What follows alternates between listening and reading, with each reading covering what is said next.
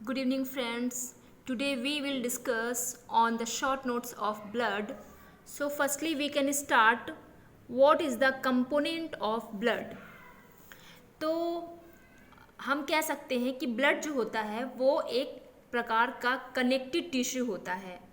Blood जो होता है वो एक प्रकार का कनेक्टिव टिश्यू होता है जो कि किससे मिलके बन रहा रहता है, किससे कंसिस्ट हो सकता है, या बोल सकते हैं कि ब्लड के कंपोनेंट्स क्या है। तो ब्लड जो होता है, रक्त जो होता है वो दो चीज़ों से मिलके बना रहता है। किन किन चीज़ों से? पहला है ब्लड प्लाज्मा जो कि 55% मौजूद होता है। दूसरा जो है फॉर्म्ड एलिमेंट्स जो कि 45% मौजूद होता है। अब हम आपको इसको विस्तार तरीके से बताएंगे।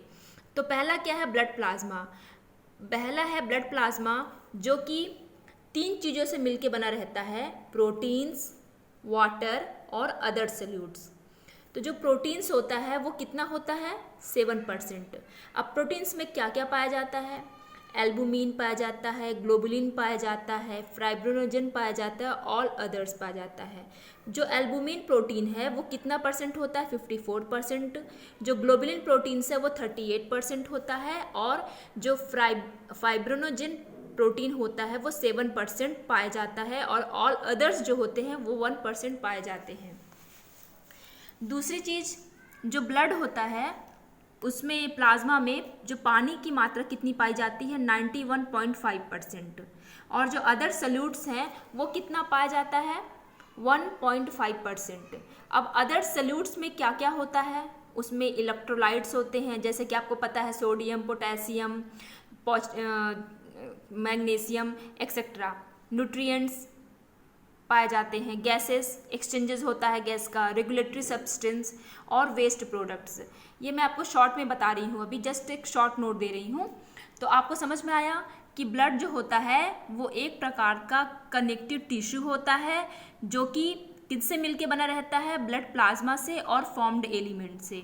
तो ब्लड प्लाज्मा जो होता है 55% और ब्लड प्लाज्मा में क्या क्या पाया जाता है? प्रोटीन्स, वाटर और अदर सॉल्यूट्स।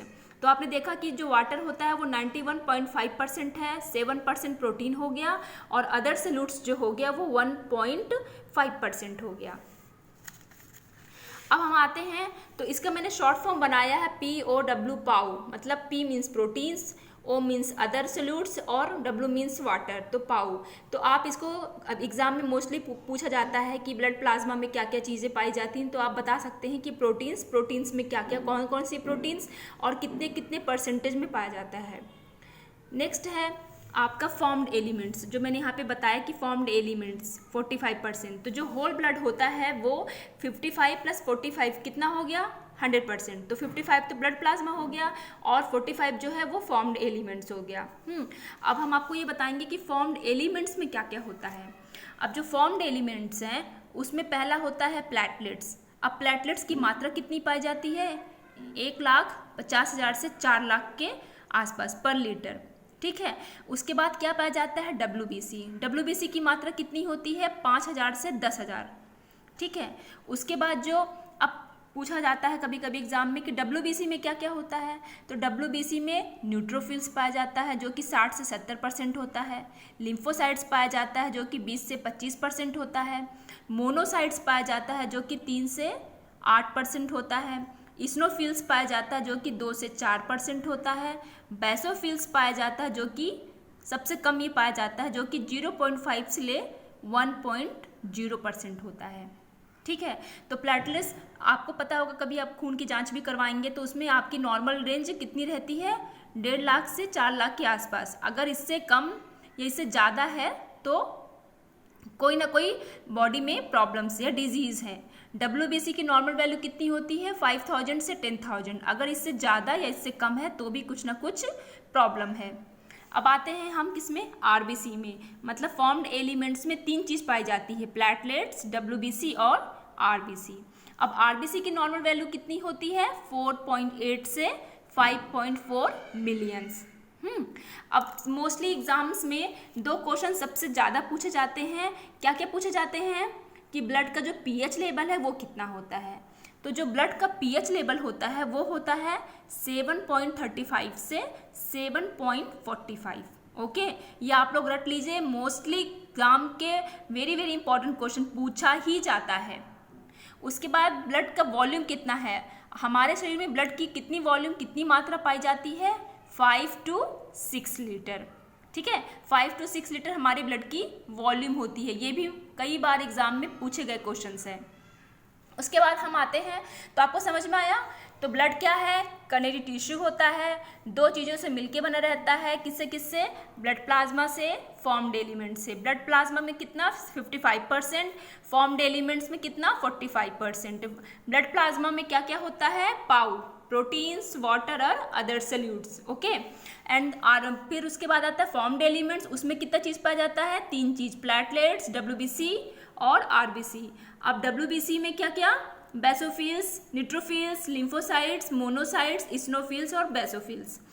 उसके बाद दो चीज़ नोटिस करना स्टूडेंट्स आप लोग, जो मोनोसाइट्स होता है उसका मेन काम क्या रहता है, उसका मेन काम क्या रहता है, उसका मेन काम WH शॉर्ट फॉर्म में हमने शो किया है, उसका काम है वुंड को हील करना। क्या करना, वुंड को, घाव को भरने में मदद करता है।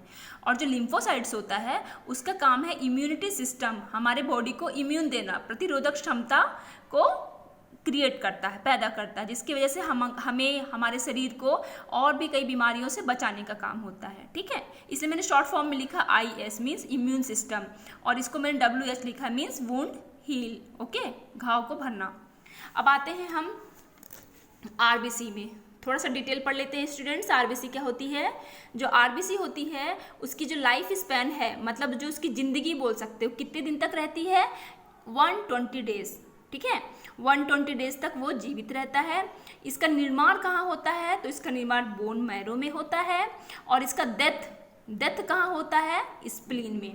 और हम इसको कभी कभी एग्जाम में पूछा भी जाता है, ग्रेवयार्ड जो कि कब्रिस्तान, मतलब RBC का कब्रिस्तान क्या है, तो आपको भूलना नहीं है स्टूडेंट, स्प्लीन होता है।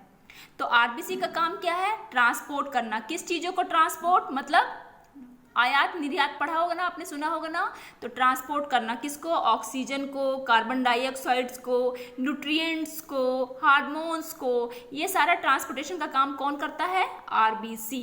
ओके, नेक्स्ट है WBC।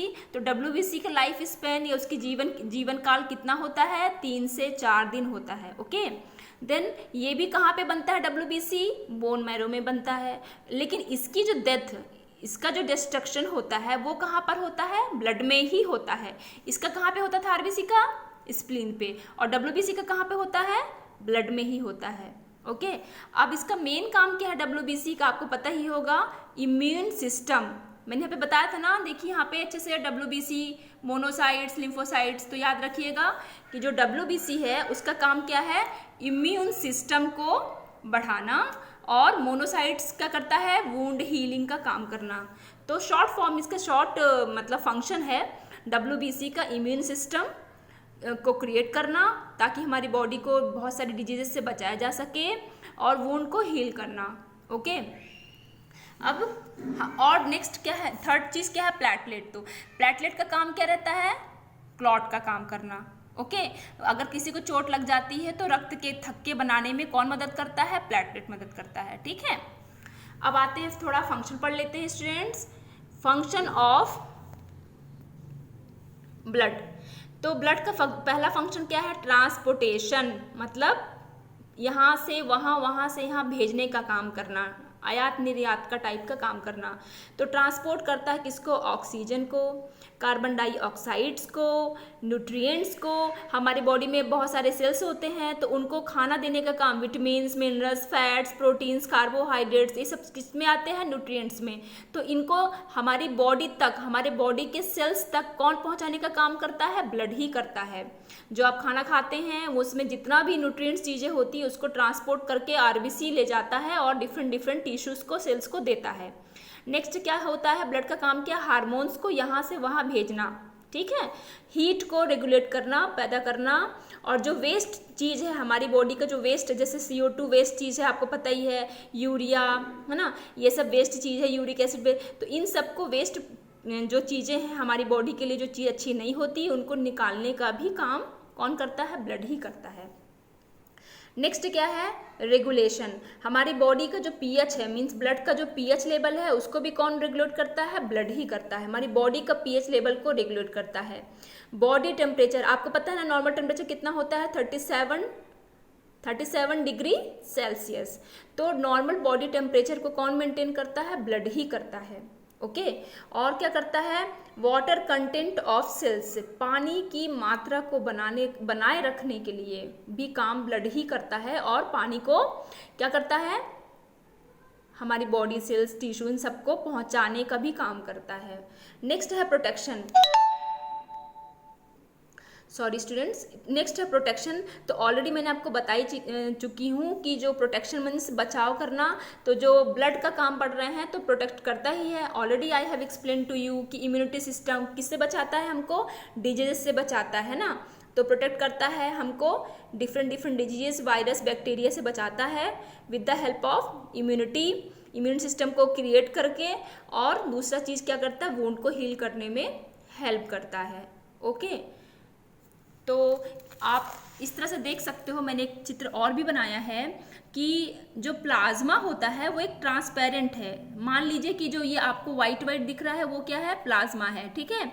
अब प्लाज्मा के अंदर ही आपको क्या क्या धंसा रहता है, मतलब ये पूरा ब्लड है, और ये जो वाइट ट्रांसपेरेंट है वो पूरा क्या है, प्लाज्मा है। तो ये जो उसके अंदर क्या क्या धंसे रहते हैं, पूरे जो फॉर्म्ड एलिमेंट्स है। फॉर्म्ड एलिमेंट्स बोले तो ये फॉर्म्ड एलिमेंट्स में क्या क्या आता है, पहले बता चुकी हूँ मैंने आप लोग को, WBC दिख रहा है। तो प्लाज्मा के अंदर धंसे रहते हैं WBC, RBC और प्लेटलेट्स, ठीक है। ये तीनों चीज किसके अंदर धंसे रहते हैं, प्लाज्मा के अंदर। इन सब से इसीलिए तो मैंने कहा कि प्लाज्मा और ये फॉर्म्ड एलिमेंट्स दोनों से मिलकर के क्या बनता है, blood. Okay, thank you students.